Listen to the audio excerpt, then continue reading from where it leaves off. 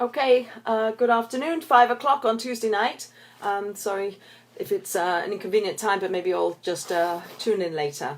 So we're continuing in the book of Genesis, we're continuing in the book of Bereshit, and we're into the next Torah portion, which is entitled Vayeitzei.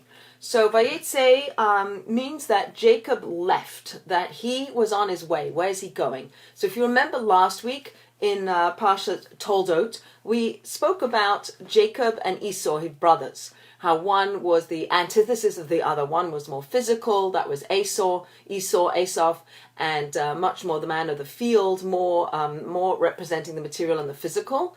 And Jacob was the man of the tent, the man who was more smooth-skinned, the more of the learned and the more interested in spirituality than Esau. And at the end of last week's Torah portion, we had this incident whereby the mother of these two boys, Esau and Jacob, encourages Jacob to go and pretend that he's deceived their father Isaac and take the blessing that was to be given to the firstborn child.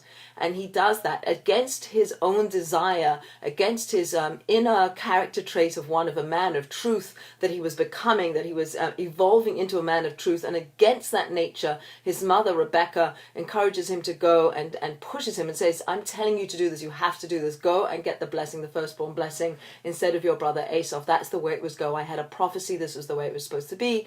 And he does that, and you remember the story of him putting on his brother's garments, or putting on his clothes, of going in and getting this blessing and then leaving just as Esau comes in and says, I'm here to get the blessing, and learning that he had been deceived, that he had been supplanted by his brother, and he cries out, he screams. There's a scream, an existential scream of loss of something that he couldn't get back, that he'd lost that ability to get that blessing from his father. He gets a second blessing, it's not the same blessing, he does get a blessing. And now we enter into this week's Torah portion, which is entitled Vayeitzei, and it's the leaving of Jacob. His mother says to him, I'm very worried for you. Esau is angry. He's so angry. I'm fearful for your life. You have to run away. Run to the house of my brother. Go to the house of Lavan in Haran. Go there and stay there, and I'll call for you when your brother's anger is abated and you can come back. It'll be safe for you to come back, but go there. That's where you need to be now. And also at the end of last week's Torah portion, his father Isaac does give him another blessing, saying, you will be blessed with the land, you'll be blessed with children. You are the continuation of the line from Abraham through Isaac, and now it's going through Jacob. Jacob's going to carry this message of being the people that's going to evolve into the Jewish people. And now we are in this week's Torah portion of him leaving. So let me just read you the first little bit. But I also, actually, before I go there, I want to tell you, very interestingly, that the whole of this week's Torah portion is written with no breaks. If you open up a Sefer Torah and you read it, there's no indentations, there's no spaces between like one chapter and another chapter. It's one long run. In other Torah readings, there's breaks. There's, like, you get to the end of a topic, and then there's there's a break of a number of maybe 9 letters. There's a break, and then there's the continuation of a new topic, or there's paragraphs. There's spaces in between different ideas. In this week's Torah portion, it's all one long run. There's no spaces, and the commentators say that the reason why there's no spaces is because this is really one long story. There's no breath to be taken. The journey that Jacob is taking is one that there's no rest. There isn't an ability to stop and, okay, let's take stock and let's see where I am and take a break and here's a new topic. It was just one long run from the time that he leaves his parents' home in Beersheba until the time he returns back to Beersheba at the end of, it's actually 34 years. It's one long run. So he's leaving. So Jacob departs from Beersheba and he went towards Haran. This is, there's a lot to say, as we know, in every layer of Torah reading. There's so much more to say. There's so many layers to say. But just to say here that here's Jacob leaving his parents' home. He was the son who was learning, so to speak, learning Torah from his father. You know, they had sort of figured out Torah before it was actually given on Mount Sinai. They had a relationship with God, who had requirements of how you live your life and what you do, and they were learning this. He was learning this. Jacob was learning this from his father Isaac. It was sort of one-on-one tutorship, And he was very cocooned in this abode, in this home. And now he has to leave. He has to leave Beersheba, his parents' home, but he also has to leave Eretz Yisrael. He's leaving the land that God had promised to him and to his forefathers, and now, to the future generations. He has to leave there, and he has to go to Haran, which is where Lavan lives, outside of Israel. And he encountered the place and spent the night there because the sun had set. He took from the stones of the place which he arranged around his head, and he lay down in that place. And he dreamed, and behold, a ladder was set earthward, and its top reached heavenwards, and behold, angels of God were ascending and descending on it. Right, this is Jacob's ladder, the dream of Jacob's ladder. And behold, God was standing over him, and he said, I am Hashem, God of Abraham your father, and God of Isaac. The ground upon which you are lying, to you I will give it, and to your descendants. Your offspring will be as the dust of the earth, and you shall spread out powerfully westward, eastward, northward, and southward, and all of the families of the earth shall bless themselves by you and by your offspring. Behold, I am with you. I will guard you wherever you go, and I will return you to this soil, for I will not forsake you until I will have done what I have spoken about you. Okay, there's so much here. So what I want to pull out a few different very important things that I gravitate towards that I think are worth sharing. So here's Jacob. He's leaving this home, a cocoon of his parents taking care of him, of learning how to have a relationship with God, and now he's going out into the outside world. And as you remember last week, we said how he got the blessing that was meant to go to Esau. Isaac thought he was blessing Esau, when in fact he was blessing Jacob. And what he was blessing Jacob with was an ability to use physicality in a spiritual way, to harness what's in the physical world and bring out its spirituality and elevate it. So Jacob, who was this man of the tent, who was not a particularly physical, probably wasn't good at sports, certainly was not interested in being in the fields and being a hunter, as was his brother. And now he gets the blessing of physicality. He learns how to be a physical person. He's learning how to take both aspects of our lives, which is who we are, right? We are a combination of physicality and spirituality. And Jacob is the one who's learning through the mashal, through the analogy of the ladder, how to bring the two together. Jacob is the one who's going to bring together spirituality, heavenliness, divinity, all the aspects that are outside the physicality, and bring those down, and also take everything that's physical and elevate it up. So it says that the sun set. So in the Medrash, we learn that God actually made the sun set early so that Jacob obviously didn't have a lamp or any way to make himself light so he could travel on, is forced to stop. He's forced to stop at this point. And actually in other commentaries it says he actually went to Haran, and then he realized that he passed by this spot, and he comes back, and as he's coming back then the sun sets. So the sun sets and he's forced to lay down, he's forced to stop. God's saying, I want an encounter with you. I'm encountering you. As much as we all are looking for divinity and spirituality, and we're looking for God, here's an episode where God's saying, I want to interact with you. So I'm making the sun set. You can't go any further. And he takes all these stones. There's a conversation in the different commentaries as to how many stones there are. In some commentators, it says there were 12 stones that were brought under his head. And in other commentaries, it says there were 2 stones that were taken. Either way, it was more than one. And the oral Torah teaches us that these stones, so to speak, argued with each other. They wanted to be under the head of this righteous person. What, do we jostle for a position? We see a famous person and we want to get in there, or whatever it is. You want to be close to something that you value, to something that is important, something that maybe some of who they are will rub off on me if I get close to them. So these stones are, so to speak, arguing about who's going to be the one to be under the head of this righteous Jacob.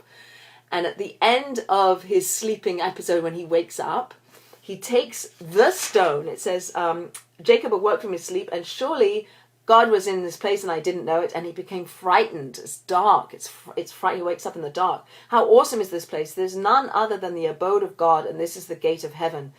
And Jacob arose early in the morning, and he took the stone that he placed around his head, and he set it up as a pillar, and he poured oil on it, and he named that place Bethel. However, Luz was the city's original name. So he takes the stone. It was more than one stone, and now it's become one stone.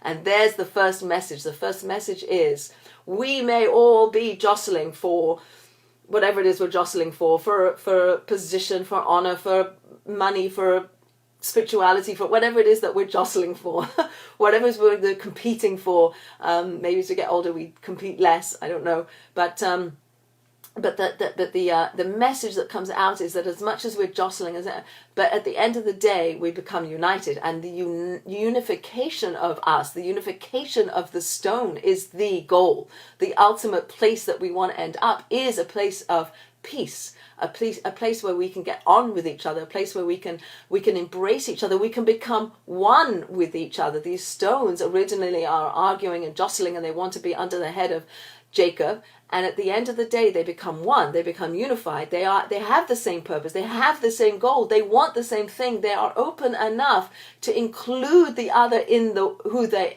are, so to speak, the stones, right? And so let's bring it down to our level where we say, okay, I want to create something, but I'm going to be more powerful in my creation of something if I include other people, if I open up my heart, if I open up my arms, if I open up my everythingness, so that it's not just me, it's all of us together as a as a united human people, as a united Jewish people. We're going to achieve so much more if we're united than if we're not. And all of our Torah values point to the desire for peace, the desire for us to be able to get on, the desire for us to be able to work together and not at odds with each other, to be connected, to find the commonality, not to find the things that separate us and that set us apart from each other. So again, I think the idea of these stones, whether it's 12 stones representing the 12 sons that Jacob will eventually have, and those are the tribes of the Jewish people, right? So in order to really be an effective and a strong and a Jewish people that's actually going to do its mission, we need to be united. We need to be one, and that is, that we are looking to be a oneness, the unity of the Jewish people. And these stones do it. Or here's another twist on it. Here's another way that the commentators look at the stones, not 12 stones, but 2 stones, and the 2 stones represent the 2 inclinations that a person has. So traditionally we are described as having 2 forces that exist inside of us. We have a force to do good, to search for spirituality, to be loving and to do good, and to connect to God. That's one powerful force that we have. And then there's another powerful force that we have that takes us away from that wants to pull us away from that. It's about materialism, it's about me, it's about egotism and arrogance and pride and the meanness and the I don't need God and like the separateness and I could do this all on my own and I control and all of that. So we have these 2 forces at play inside of each one of us. And what Jacob is able to do is he's able to sublimate the negative force and dominate it such that it becomes a part of him in a way that he can use it for good. So the 2 forces, one going this way, one going that way, become united like the stone under his head, such that he's able to control both of them and use them both for good. The text of the Shema prayer that we say, the very banner cry that the Jewish people have, Shema Yisrael, Hashem Elokeinu Hashem Echad, and it goes on in the paragraph to say that we should become people who use all of our strength, all of our talents and who we are in the right way. We should use it properly. We shouldn't be like turning our back on spirituality and on God and saying I don't need it. We should be using all that we are in the service of goodness and God. And that's what Jacob was able to do. That's what these 2 stones represented, was these 2. So I'm going to take you another layer, which I learned, which is amazing, is that apparently, and I think I've spoken this before, that we have a concept in Judaism that the souls of people, when they pass on from this world, that sometimes if a part of a soul hasn't completed its whole mission in life, it comes back, and that's called reincarnation in English, Gilgul in Hebrew, that there's aspects of a person that haven't finished the work in this world, and they come back into another iteration, they come back into another life, and then they get to finish the job that they were doing, and then if they don't finish it, they come back again. And so very interesting that Adam, the first man, right? So what happens with Adam? So obviously we know that he eats from the tree of knowledge of good and evil. And when he does that, it says mystically that the Yetzer Hara, the part that exists in the world that wants to take us away from spirituality and goodliness, becomes embodied in the human being. Up until that point, it was the beginning of creation, it was an outside force.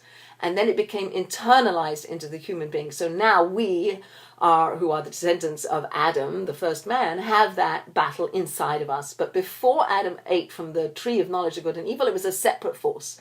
So now he eats from it and it goes inside. And he continues to live in the Garden of Eden until, so as you know, Adam was created on Friday, right? And he eats from the tree of knowledge of good and evil, and God says, I'm sorry, you can't live in the Garden of Eden anymore. This isn't going to, you have to now be expelled from the garden. There's now going to be death in the world, etc., etc. We've talked about this before. And before he's expelled, he lives in the Garden of Eden through that first Shabbat. And in fact, he lives with the light. There's a special light, not a light from the sun and that we get during the day, but a spiritual light that animates that first Shabbat, that is still accessible to holy people, to righteous people. It says it's in the menorah that we have that light, that special spiritual light that Adam and Eve experienced when they were in the Garden of Eden. And when the first Shabbat ended, that's when that light went away and it became dark. And Adam was really fearful. It's very dark. He'd never seen darkness before. He was created on Friday afternoon, went straight into Shabbat. He had that light, that spiritual light, all through the 24 hours, 25 hours of Shabbat. And he didn't experience darkness until the first after Shabbat of the first Shabbat of creation. And he's scared and he's fearful. And God teaches him, gives him the ability to make what? Fire. And he shows somehow, I don't really know exactly how, but he gets 2 stones and he learns and he figures out to rub the stones together. And when he rubs the stones together, what comes out? Fire. And that is why when we do Havdalah on Saturday night after Shabbat, then we're making fire. And if you also know that the flame that we use has to be made from more than one wick. You can't have just one candle for that flame, right? It has to be more than one wick. Again, the idea of unity, the idea of separating between light and dark, etc., etc. But I want to harp on the fact that it's 2 stones. These 2 stones that Adam had to rub together and create light from. From these 2 stones comes light. So now take it to Jacob. Jacob is known in the mystical sources to be a reincarnation of Adam. This is crazy stuff, right? So Adam, who learned how to take 2 stones and make fire and bring light into the world, right? To physically create light into the world.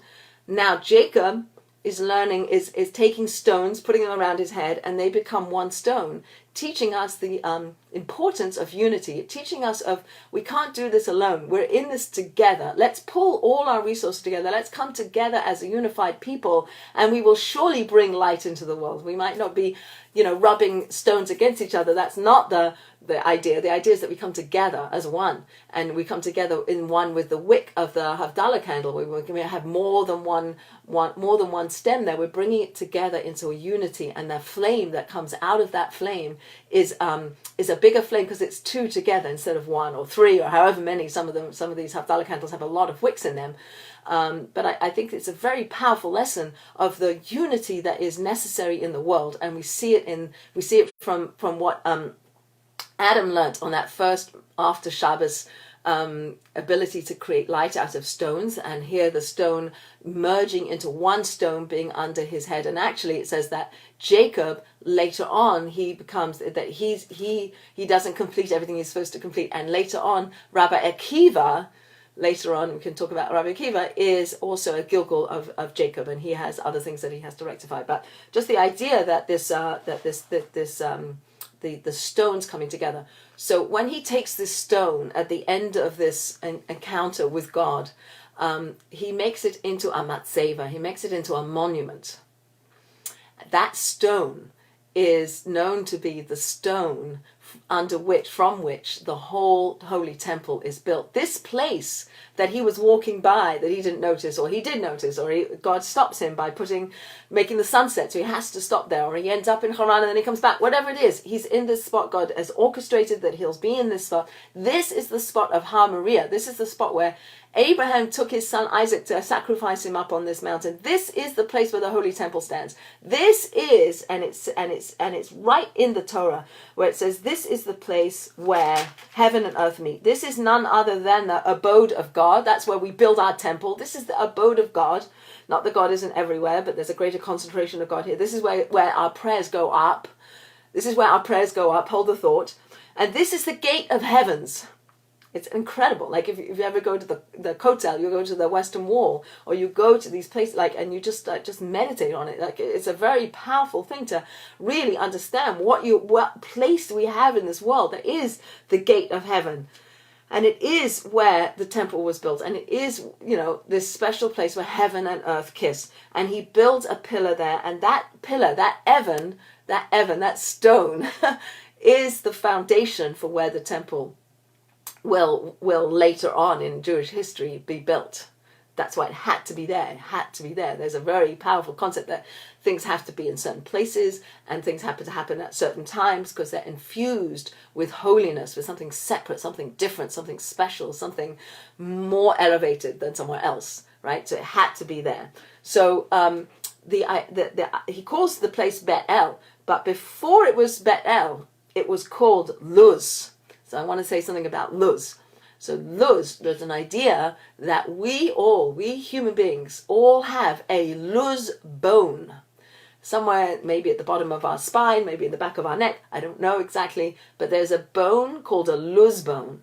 And this bone, when we are finished with our life in this world, when we, please God, get buried in this earth from which we came, that we will become one with the earth. From dust you came, from dust you return. Except the Luz bone. The Luz bone doesn't disintegrate. The Luz bone doesn't become one with the earth, because it says in the mystical sources. Because when we come to the end of days, when the Messiah comes at the end of this journey, of this bridge that we're on now, that we're heading in a certain direction, and at the point where our bodies and our souls reconstitute, they come back. This isn't the end. Death is not the end, right? Our soul continues. Our soul is spiritual. Our soul is beyond, it never dies. Death is the wrong word. We do not die. Our soul just changes the garment that clothes it. We're clothed in a body in this world. Our soul is clothed by its body. When we return the body to the ground, the soul ascends into the higher worlds. And at the time when there's resurrection, when there's the reconstitution of the body and soul, it's going to come back from that Luz bone. Crazy, right? And this place, Luz, is the place from which the temple's built. It's where it all began. It says that's where the whole world was created, from that spot. So this idea of Luz and Luz bone, and there's an amazing story in the oral tradition about a place called Luz, where the angel of death can't cause death. It can't happen in the city called Luz. Luz does not happen there. If nobody dies in the city of Luz. So just put that in your toolbox for knowing that there is a bone called the Luz bone, that we don't actually ever really die. We do change form. Our soul continues, our energy, who we are, what we are, continues on into another reality, but we don't actually end. We don't end, and that we will come back. There will be a reconstitution through the Luz bone of our bodies and souls will come back. Okay, so he dreams, and in this dream, okay, so here's a very powerful ideas that we have about dreaming, about being asleep and dreaming, right? So most of the prophets throughout our tradition receive a communication from God in a dream. But there were obviously the foremothers and the forefathers and other people who received direct communication, not in a dream. So just to kind of put that in there, that sometimes even today we do put stock in dreams. Dreams are not we don't dismiss them. Like, dreams are important aspects of our spiritual life. We say when we go to sleep, maybe you don't know this, but when we go to sleep, 1/60th of our soul leaves our body. It's almost like 1/60th of death happens to us when we sleep. Our soul disassociates itself for 1/60th of our soul disassociates from its physical body, and it goes up into, and we can have images and things that come to us in dreams that we shouldn't necessarily dismiss. We could talk about it another time, but I mean, some dreams are not of that category, but sometimes they are, and sometimes people who've passed on come back to people in dreams, etc. So don't dismiss dreams altogether. And in the synagogue, in a traditional synagogue, and in Israel every day, when the priestly nation, the Kohanim, when they bless the nation, there's a paragraph that we, the rest of us who are being blessed by the Kohen, by the priestly nation, by the people who are descended from Aaron, they bless the people, and there's a paragraph that we say, you can look in a regular siddur, in the traditional siddur, and it has a whole paragraph about dreams and that to make our dreams good, and they should all be for good, etc. But there is a prayer that we say to ask God for our dreams to come to fruition for good, always for good, obviously, always for good. Okay, so he has this dream, and the dream is, behold, a ladder was set earthward, and its top reached heavenward, and behold, angels of God were ascending and descending. So I'm going to pull out a couple of things. There's a lot said about the ladder, but I want to mention a couple of things. One is when Jacob is leaving Israel. So there's an idea that we have angels that surround us, that we create angels. When we do good things, when we say good things, we create positive angels, and when we do the opposite, we create negative angels. But these angels surround us, that we are surrounded by the angels that we create, and that there are angels, the angels that accompanied Jacob when he was leaving Beersheba, when he was leaving his parents' home. He had angels that were leaving him, and those angels aren't allowed to leave the land of Israel. And so at the point where he gets to this place, Bet El, Luz, and he lays down to sleep, those angels have to go up because they can't accompany him anymore. And the angels that are going to escort him in the rest of his journey to Haran to visit his uncle Lavan, then these other angels come down, and they're the ones to escort him on the way. So we have the angels from the land of Israel that are escorting him. They have to go up, and then the angels that are going to escort him as he continues on his journey outside of Israel, the different angels are going to come down and go with him. So I thought that was interesting, and I'm going to link that also to Shabbat. So the word in Hebrew for a ladder is a sulam, and there are various different ways of linking a word to another word or to another concept. One is through the numerical equivalent of that word, and another is by the letters. You rearrange the letters, you get other words. So a sulam, a ladder, is also likened unto Melava Malka, the celebration that happens after Shabbat. So as you know, Friday night Shabbat begins, and we welcome the angels, right? We have a prayer that we say on Friday night, our Shabbat table, Shalom Aleichem. And we're welcoming the angels. The angels of Shabbat are coming. They're coming in. The angels of the weekdays, goodbye to the angels of the weekdays. Come in, the angels of Shabbat. And when we get to the Melava Malka, which is after Shabbat, we're going to say goodbye to the angels of Shabbat, and we're going to welcome back the angels of the weekdays. Just in the same way that we had the angels of Israel and now the angels outside Israel, there's a way to sort of see that as similarly to the angels that exist on Shabbat and the angels that exist outside of Shabbat. And what we're trying to do with the Melava Malka, with this party that happens after Shabbat, is to take the energy, take the spirituality, take the cocoon of Shabbat into the weekday.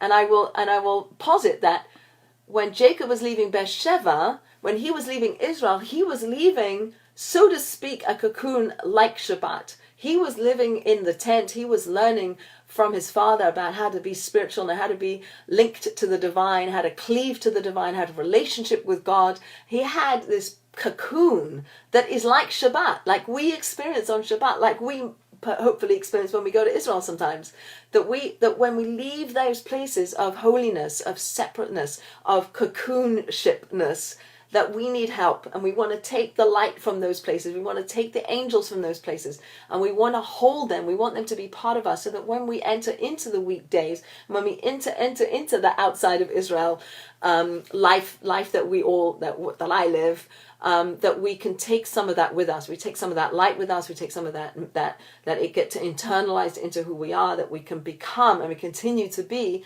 solidly linked to that aspect of spirituality that we got on Shabbat, that we got by being in Israel, and we can bring that with us into the weekdays, into being outside of Israel.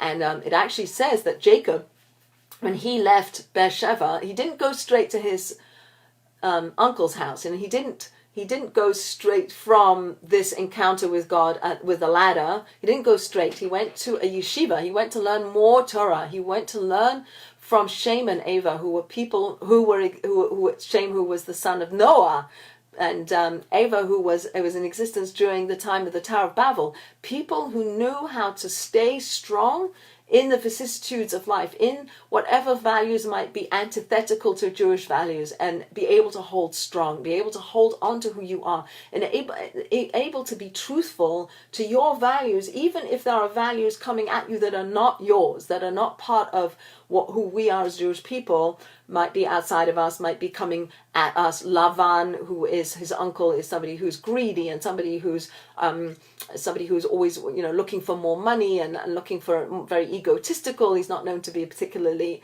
nice individual. How does Jacob, who comes from this cocoon, live with Lavan, with this greedy, it turns out to be his father-in-law, and not be influenced by him, and how to stay strong, and how to stay centered? And he goes to the yeshiva for 14 years to learn what he needs to know to be able to exist and stay strong and stay truthful, so that when he returns back to Beersheba, he lives in Lavan's house for 20 years. So altogether, from the time he leaves Beersheba at the beginning of this week's story to the time that he comes back, it's 34 years. He's not only has he stayed strong in the face of these other values coming at him, but he has matured, and he has grown, and he has become something stronger, something more. He has become the person that he wanted to be when he left. When he left, God encountered him. He was looking. He was fearful at night when the sun went down and he had to sleep, and he took these stones to put around his head because he was fearful of the animals. And then he has this dream of a ladder, and on the ladder there's angels going up and angels going down. So I gave you one explanation, which is the angels that accompanied him to the border of Israel, and then the next angels that came down to escort him the rest of the way. There's a few other takes, but one of them is that when we pray, that this ladder represented prayer. When we pray, we create angels. When we pray, we create angels, and those angels go up. Right? They take our prayers up. We're trying to connect ourselves with God. That's prayer. Prayer is not just a connection with self, but it's a connection with God. And so the angels go up, and God sends angels back down. Hopefully angels that are going to bring blessing into the world. Might be blessing upon us, might be blessing upon our family, might be blessing upon people that we pray for, and might be blessing somewhere else, completely different. No prayer, we understand, no prayer goes unanswered. So we're praying there. They're represented by the angels going up, and then the prayers coming down, and then the blessings and the flow that God brings down into the world in response to our prayers are the angels, represented by the angels coming down.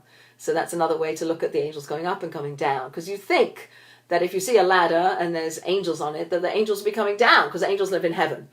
But we create angels. So just as much as we've got the angels, these angels are going up and coming down, so represented by our prayer. Another way to look at the ladder is that Jacob himself was the ladder, that we are our own ladder, meaning our feet are firmly, hopefully, firmly placed on the ground. We are like walking, talking people. We have our feet very locked into this world. We're on this earth. We're locked in. Our feet are on the ground, just like the base of the ladder was in the ground. and the top of the ladder is in the heavens. So maybe, our goal is for our intellect, to connect to the spiritual aspects of ourselves that connect up into the higher realm. So we're also like the ladder. We represent a ladder. We have our feet on the ground, and we have our minds, or the upper aspects of our souls are actually above our physical being. There are 5 aspects to our soul. Our soul isn't sort of a defined entity. We have 5 aspects to our soul. And the lower 3 are in our body, and then the higher one, the other 2 are high above us, and we're linked. They're all linked up. It's an amazing idea.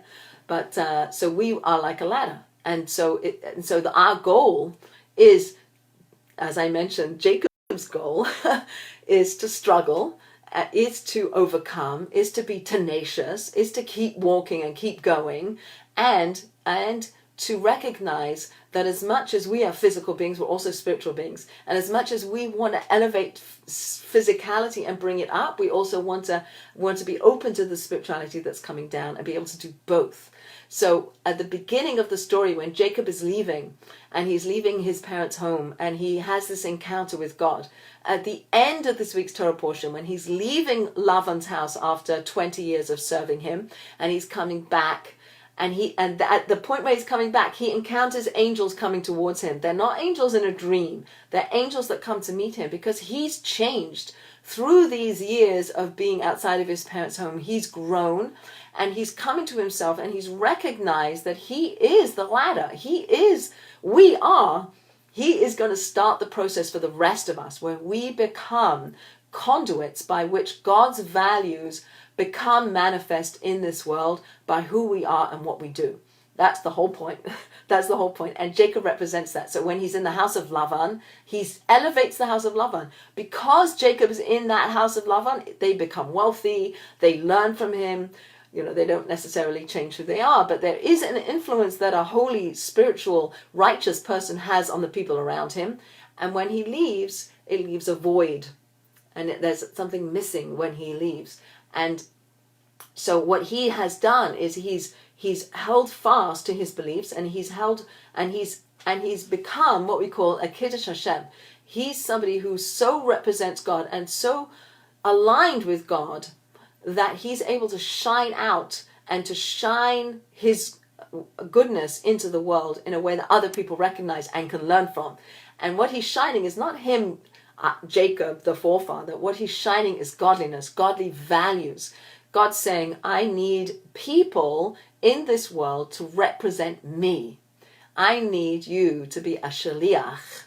I need you to do the work in the world that I can't do because I'm, God. But you, the physical being who is in the physical world, can run to be hospitable, can run to take care of the sick, can do goodness, do kindness, take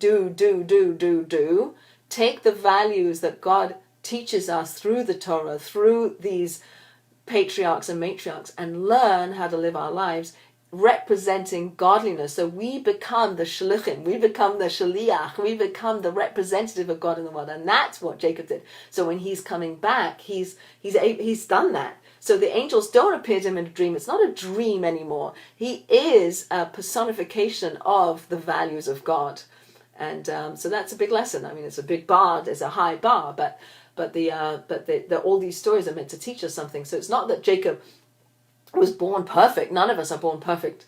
And all the patriarchs and matriarchs are people who struggle, and they work on themselves, and they make mistakes, and they pull themselves up, and they keep moving. The dream of the ladder with the angels coming up and going down, that we don't actually see. He doesn't actually see the top of the ladder. Meaning, is there an end? Like, do I keep going and going? And will I get to the top? Is there a top? And perhaps that's another lesson. I don't know where I heard this analogy, but that life is like a downward escalator, and our job is to keep going up. So if we keep going up against a downward escalator, like if we stop for a moment, we're just going to go down, right? So we have to keep moving against that elevator, that downward escalator that's going to take us down. unless we keep moving, we keep moving, we keep moving, keep moving, and eventually we're gonna keep going up and up and up. And what's at the top of the ladder? At the top of the ladder is God. And God says, I'm with you, I am with you, I'm going to go with you into outside of the cocoon of your parents' home. I'm coming with you.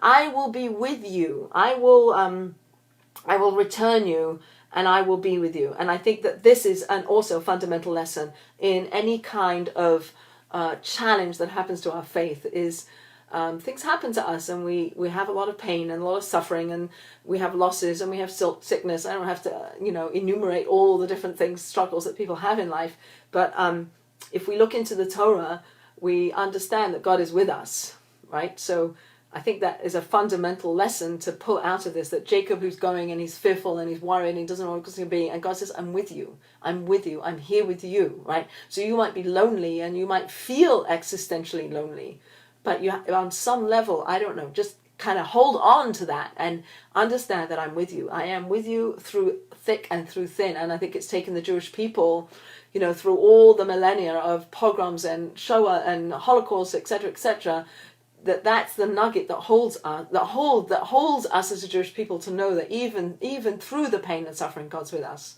God is with us. I'm with you, right? So, I don't know why this is happening, and I can't, obviously there's reams written about, why there's suffering in the world. But at the end of the day, I think we can learn from this week's Torah portion that as much as we suffer and as much as there is pain and suffering in the world, that at the end, that through it all, God is with you. God is with us, with you, with us, with all of us. Okay, so just know that. Okay, how are we doing? So not much more, but so then he lifts up his feet. Then he's like, okay, I'm buoyed. God's with me. I've got this mission to do. I'm going. I've got this idea that there's this ladder, and it's like Shabbat. It's like it's there's these angels that are with me, and I have this ability to pray, and I have physicality that I can use for good, and I'm the conduit. I'm the shliach. I'm going to be one with God, and we're gonna do this together. And he lifts up his feet and he goes towards where Lavan lives, and he comes to a well, and there's shepherds at the well, and he knows it's close to where his uncle lives in Haran, and he starts talking to the shepherds, and he asks about, do you know my uncle Lavan? And they said, oh, by the way, there's Rachel. She's coming with the sheep. She's the shepherdess, and she's coming with the sheep to the well to give them water. And so Jacob meets Rachel for the first time, and he falls in love with her. And there's a lot of love language between Jacob and Rachel, and he loves her, and he kisses her, and he raises his voice, and he wept.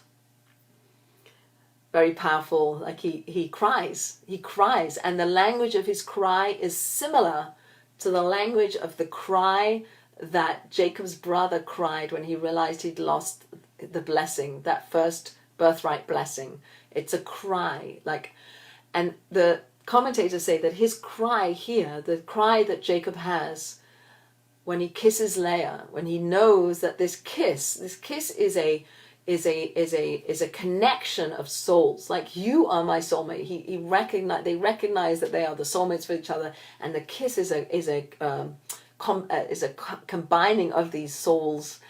And he cries because he has a prophecy that in the future he will not be buried with Rachel, that she gets buried on the road by Bethlehem, and she will not be buried with him in the cave of the patriarchs. And he's crying because that he realizes that the love that he has and the connection that he has with Rachel won't be complete. It won't be full. He won't be buried next to her. He won't have her be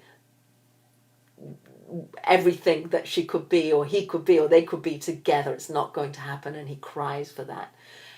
So I don't have very much time because I spent too much time on the first half of the Parsha, but I just synopsize. So he goes with Rachel, like he knows that he wants to marry Rachel, and he goes to the house of Lavan, and he stays there about a month, and then he's taking over the job that Rachel had of being the shepherdess. He now becomes the shepherd. And Lavan says, I have to pay you for your work. What shall I pay you? And he says, I want to marry Rachel. So he says, fine, you can marry Rachel, but you have to work for 7 years. Fine, he works for 7 years. And And it says, actually it says in the Torah, that this 7 years that he worked for Rachel went by so fast that it felt like Jacob worked, here I'll read it to you. So Jacob worked 7 years for Rachel, and they seemed to him a few days because of his love for her. So just pull that out. You'd think that if you want something very badly, that you want it now. You don't want to wait 7 years. And that 7 years could feel like an eternity. Like it's so long till I get what I want, which is to marry Rachel. And I heard Y.Y. Jacobson gave a drush on this, gave an explanation as why it was that even though Jacob worked for Lavan for 7 years in order to marry Rachel, why it felt like only a short amount of time. It seemed like a few days. Why? Because he took over the job of being tending the sheep that Rachel had, and it's not a good job. It's not like, very bucolic and they're out in the fields with the sun shining and it's all lovely. Like it's cold at night and he has to take care of the sheep at night, and he has to keep care of when it's scorching hot in the middle of the day. And so at the end, when he meets up with Lavan and he said, I did all this and I took care of your sheep and it was scorching hot in the day and it was freezing cold at night and I did all this, that perhaps what he's doing is he's taking it from Rachel. Rachel didn't have to do that. He's becoming sort of the protector of Rachel. Like if I wasn't doing it, she would be doing it. So I'm happy to do it so she doesn't have to do it. I'm going to sacrifice myself because it's not about me, it's about her. And the love that he has for her isn't I love myself and I love her. The love that he has for her is I love her and I want to protect her and I don't want her to go through any hardships and I don't want her to have any pain and suffering. And so when I do this work for you instead of you, it passes like in no time, because I'm so fixated on doing it instead of you that it passed by in no time. So I don't know if that rings true for you, but you can think about it. But that's one of the explanations that was given, is that he takes over the shepherding role that she had, and because he's so glad that she doesn't have to do it, and he's happy to do it so she doesn't have to do it. That it doesn't matter to him that it's cold or that it's hot or that he's hungry or whatever. It's not about him, it's about her, and so it passes by very fast. And as many of you may know, that at the point of the wedding, Lavan switches Rachel for the older sister, Leah. So it's coming around. What he did by taking the birthright blessing and pretending to be the older brother to get the blessing, and now it's happening to him where his uncle is substituting the younger daughter for the older daughter and saying, we don't do that in our place. In our place, the older daughter gets married first. So he puts Leah instead of Rachel under the wedding canopy, under the chuppah, and he marries her, quote unquote, by mistake.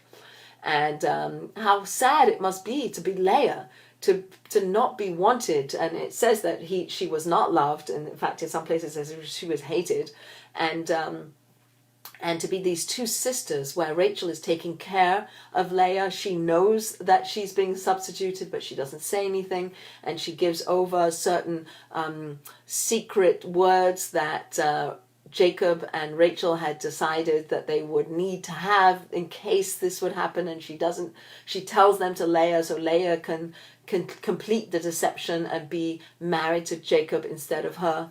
And so she does a lot of giving to her sister. She doesn't want her sister to be embarrassed. There's a lot of giving there. And but for Leah, she is married to a man who doesn't love her, and she knows that Jacob loves Rachel. And he works another 7 years. Actually, he gets married to her 7 days later, which is where we learn about the 7 days of celebration after a wedding. The Sheva Brachos last for 7 days. And here in the text, there's 7 days of celebration after the wedding of Leah to Jacob. And then he marries Rachel and he works another 7 years for her. But he is married to her and she is barren. She doesn't have children. And Leah starts to produce children, and she produces... her first child is Ruvain, named after, again, like the names that she gives her children are these names that represent her emotional state. So the name Reuven, to see, God has seen my troubles. Like she names him Reuven, like I'm troubled. I don't have the love of my husband. I don't have what I want. Right? Then the second child is called Shimon, from Shema, to hear. God has heard that I am unloved. Shimon. And the third child is called Levi. Now my husband will come attached to me, Lavi, to be attached. Now that I've produced 3 sons, my husband will be attached to me. She's yearning for this connection with her husband that she doesn't have, knowing that Rachel is the beloved wife. And then she has a 4th child, and the 4th child is called Yehuda, Judah, named from the root word to give thanks, because she recognizes that even if she doesn't have the love of her husband, that she is the mother of more of they all know there's going to be 12 children. So she already has 4 of these 4 children. So she knows she's got more of the tribes that are going to come from her. And at that point, she gives thanks. And it's actually said in all the commentaries that this is the first place where somebody gives thanks to God. And it's not giving thanks to God like in other places where people they do a sacrifice, or they make a little altar and a little mizbeach, and they give thanks to God. This is a thanks to God that Leah's giving, even though her life isn't perfect, even in her sadness of not having the love of her husband, even though there's this pain, this pathos that exists in her, even with that, juxtaposed with that feeling, she is able to recognize the blessing and recognize the good and have gratitude to God for giving her these children. So she's able to hold both the sadness of not having the love of a husband and the gratitude for what she does have, and she's holding them both, and she calls him Judah. And we're the Yehudim, we're descended from that. Like that's where we get our name. The Yehudim come from that, from being grateful, even when our lives are not this picture perfect lovely life that we have, that we are able to hold sadness and goodness together. We can hold pain and joy together. We're somehow the human capacity to hold these two things, to not have everything and at the same time be grateful and joyous, is what Leah is teaching us in that calling that child. At that point she can do that. Rachel is still barren. She's still unable to have children, and her whole focus is on having children. And I heard something very interesting that one could say, all right, my whole mission in life is to have children and to raise those children, or I have other missions in life. There are other things that I do in life. There's my own journey. There's my own. Go back to the analogy of me as a ladder, that I have my feet in the ground and I have my spiritual head in the divine, and however I can maneuver through life to be that, to hold on to that, and to live with that, and to grow, and to, we've spoken before about sort of how we evolve. Like here we have the journey of Jacob coming from Beersheba and then going back at the end of 34 years, and how he's grown and what's happened, and this kind of school of where he learned how to become the Jacob, the forefather, by living in the house of Lavan, by all these family interactions that were difficult and painful and hard, and like he had to hold on to who he is. And so that whether or not we have children is, on some level, it's irrelevant, because it's about our growth, and it is about the interactions we have with other people.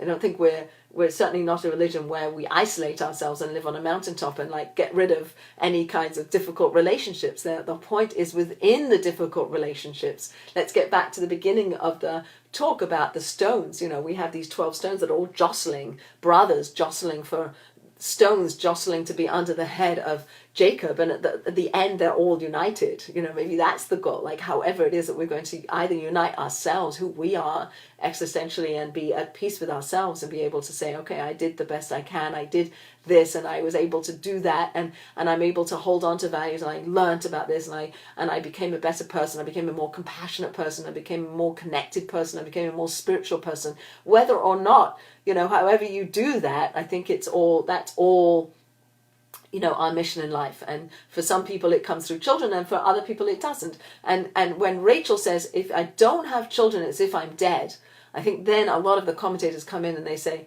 yes, in that you were told that there was going to be a Jewish people that was going to go through you, Jacob, through these wives, right? He has 4 wives, 2 of whom are these sisters, Rachel and Leah. And Rachel does have a son. She names him Yosef, and then she has another son, Binyamin, and in childbirth she dies. And even though we call her Rachel Imenu, she is known as Rachel, our foremother, but she only had 2 children, and she died. She didn't actually even raise these children. Like Binyamin died. She died when she was giving birth to Binyamin.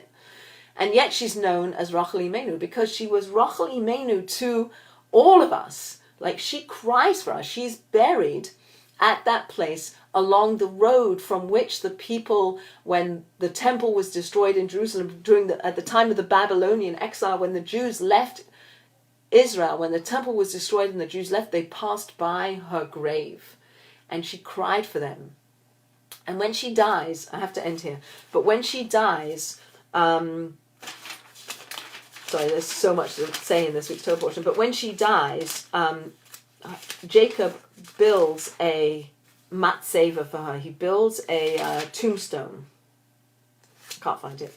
But he builds a tombstone for her. That's the first tombstone we have in Jewish history, is this tombstone that is put in the place where Rachel dies.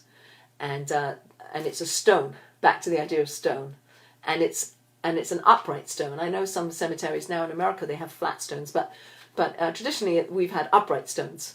And there's a tradition to put a stone on the stone. I was here, like, a stone is something solid, it's fixed, it's eternal. It's not like flowers that decay. There's something very physical about a stone. And the headstone, this first headstone, is again this idea of a vertical ascent. It starts in the ground and it goes up. Just like people, human people are the only beings, are the only creatures that stand upright. All animals are more stooped or down, 4-legged. Even monkeys use 4 legs. So it's only the human being that's upright. This mashal, this analogy of upright, like a ladder, like a matzeva, like a tombstone, like a temple, like a person. We are like that ladder, right, up and down. And again, the closing idea really is this idea of unity, trying to bring everybody together. The idea that God is with us. God is with us even in our suffering, because of our suffering, with our tears, how much our tears. I didn't talk about crying, but crying is a huge opening of the gates of heaven through our tears. And there's a lot of crying in this week's Torah portion. You know, Leah is crying because she doesn't want to marry. She was supposed to marry Esau, and she marries Jacob, but she's not beloved, and she cries. She's a very sensitive soul. She's crying a lot. Asaph cried last week when he didn't get the blessing. Jacob is crying when he realizes he's not going to get buried next to Rachel. A lot of tears, a lot of crying, a lot of angst, and yet knowing that God's with us and knowing that we have a job to do. And the job we have to do is to connect, first of all, connect ourselves to God. That's the first job that we have, is to connect ourselves to God. And then by doing that, we become his representative. We become his shliach in the world. And what do? We take the values that come out of the Torah and we say, I don't know how to live my life. How do I live my life? I look in the Torah and I say, oh, I'm supposed to be honest. Oh, I'm supposed to be kind. I'm supposed to visit the sick. I'm supposed to bury the dead. I'm supposed to, etc., etc. And we learn how to live our lives. And when we do those things, we bring godliness into the world. And by bringing godliness into the world, we elevate the whole thing and we go up. So in the beginning, where Jacob has this dream of the ladder, where the angels are going up and they're coming down, I think that maybe is the take-home lesson. The take-home lesson is to use everything so that we create angels that will go up, and they'll open up the heavens through our tears, through our actions, through our doing, and bring down more angels that will continue to elevate the world higher and higher. And we'll have played a part in that, however we do that. And each one of us has a different role to play in how we do that. But each one of us have a part to play in the whole picture.